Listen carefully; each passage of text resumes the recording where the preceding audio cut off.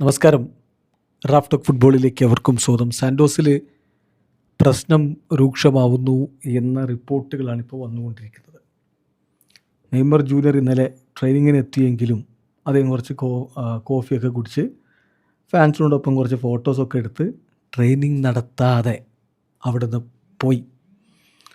ഇത് ഒരു തരം പിണങ്ങിപ്പോക്കാണ് എന്നാണ് ബ്രസീലിയൻ മാധ്യമങ്ങൾ റിപ്പോർട്ട് ചെയ്യുന്നത്.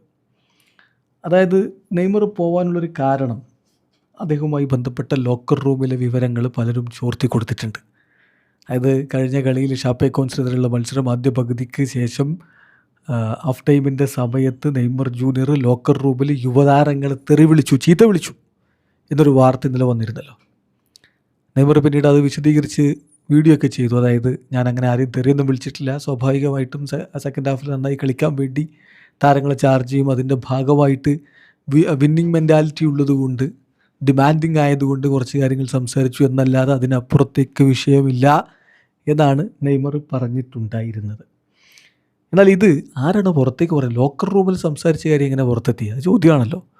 അത് ടീമിനുള്ളിൽ നിന്ന് തന്നെ ആരോ ചോർത്തി കൊടുത്തതാണ്. അപ്പോൾ അതിൽ പ്രതിഷേധിച്ചുകൊണ്ട് നെയ്മർ ജൂനിയർ ട്രെയിനിങ് നടത്താതെ മടങ്ങിപ്പോയി എന്നുള്ളതാണ് ഇപ്പോൾ ബ്രസീലിയൻ മാധ്യമങ്ങൾ റിപ്പോർട്ട് ചെയ്യുന്നത്. അദ്ദേഹം വളരെയധികം ആപ്സെറ്റാണ്.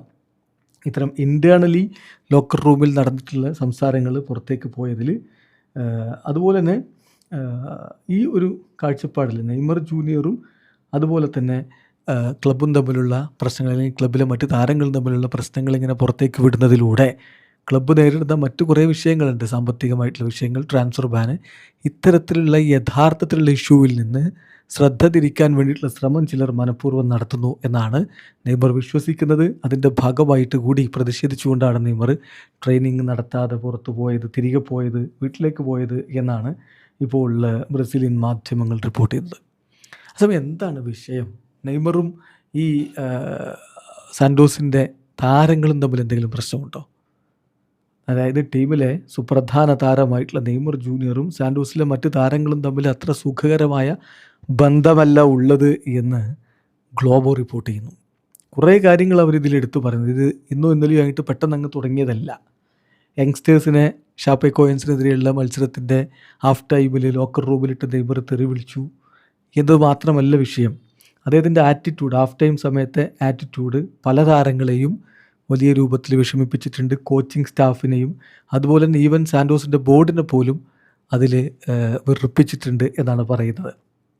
അതുപോലെ തന്നെ നെയ്മർ ഡിസ്റെസ്പെക്റ്റ്ഫുൾ ആയിരുന്നു മിഡ്ഫീൽഡർ ഗബ്രിയൽ ബൊൻഡംബോയോടും അതുപോലെ തന്നെ ഡിഫൻഡർ ജാവോ അനാനിയാസിനോടും എന്നാണ് അത് പറയുന്നത്. ഈ രണ്ട് താരങ്ങൾക്കെതിരെയാണ് അദ്ദേഹം വലിയ ശക്തമായിട്ടുള്ള വാക്കുകൾ ഉപയോഗിച്ചെന്ന് പറയുന്നു. ബൊൻഡംബോയെ വളരെ മോശമായിട്ടുള്ള വാക്ക് ഉപയോഗിച്ച് അധിക്ഷേപിച്ചെന്ന് പറയുന്നു. വാക്ക് ഞാൻ പറയുന്നില്ല, അതങ്ങനെ പറയാൻ ബുദ്ധിമുട്ടുള്ള ഒന്നാണ്. അതുപോലെ തന്നെ ജോൺ അനിയാസിനോട് പറഞ്ഞത്, ഇങ്ങനെയാണെങ്കിൽ നിനക്ക് അടുത്ത കൊല്ലം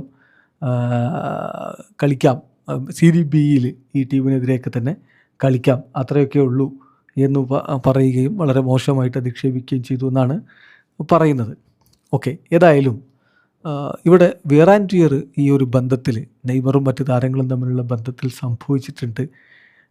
അതായത് ലോക്കർ റൂമിലെ ആറ്റിറ്റ്യൂഡ് മാത്രമല്ല, ഓൺ ഫീൽഡിലെ ബിഹേവിയർ പല താരങ്ങളെയും വലിയ രൂപത്തിൽ ഇറിറ്റേറ്റ് ചെയ്യുന്നുണ്ട്. കളിക്കിടയിൽ തന്നെയുള്ള നെയ്മറുടെ ചില വിളിച്ചു പറയലുകളും വാക്കുകളും അതുപോലെയുള്ള കാര്യങ്ങൾ പല ഫോറിൻ പ്ലെയേഴ്സിനെയും ഈ കാര്യത്തിൽ ഒരു എതിർപ്പുള്ളവരാക്കി മാറ്റിയിട്ടുണ്ട്. കാരണം ഇത് നേരെ ക്രൗഡിൻ്റെ മുന്നിൽ വെച്ചുകൊണ്ടാണ് താരങ്ങളോട് ഇത്തരത്തിലുള്ള ജസ്റ്ററും മറ്റുമൊക്കെ നെയ്മർ കാണിക്കുന്നത്.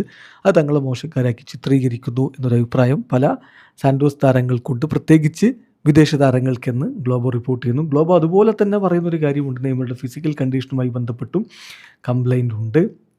നെയ്മർ ഒന്നും ഈ വിഷയത്തിൽ ഇനി ഡിക്ലെയർ ചെയ്യാനില്ല എന്ന് പറയുമ്പോഴും പലതരത്തിലുള്ള ഇഷ്യൂസ് ഉണ്ട് എന്നാണ് അവർ റിപ്പോർട്ട് ചെയ്യുന്നത്. അതോടൊപ്പം തന്നെ മറ്റൊരു പ്രധാനപ്പെട്ട ഒരു കാര്യമുള്ളത്, യങ് പ്ലെയേഴ്സിനോട് കഴിഞ്ഞ തവണയും നെയ്മർ മോശമായി പെരുമാറിയിട്ടുണ്ട്.